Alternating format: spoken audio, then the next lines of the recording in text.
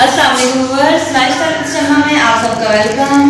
तो हम इसी उम्मीद के साथ कि आप सब खुश होंगे। अल्लाह पाक का शुक्र है, हम भी खुश हैं, ठीक ठाक हैं, हैप्पी लाइफ गुजर रही है। तो आज हमने करनी है रूम की सफाई। रूम से मैंने चीज़ें वगैरह और सारे निकालने हैं। और आज हमने जो है फर्श, रूम का जो फर्श ऐसे धोना है।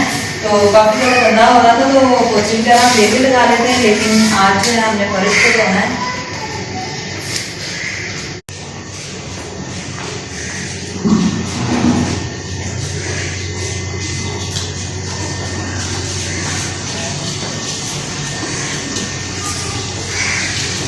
ये आप देख रहे हैं फर्श का हम धोएंगे और ऊपर से जो है वो सफाई तकरीबन हमने कर ली है। और अब बारी है नीचे फर्श धोने की। तो बिना टाइम ज़ाया किए, बिना पानी ज़ाया किए अब हम फर्श धोएंगे।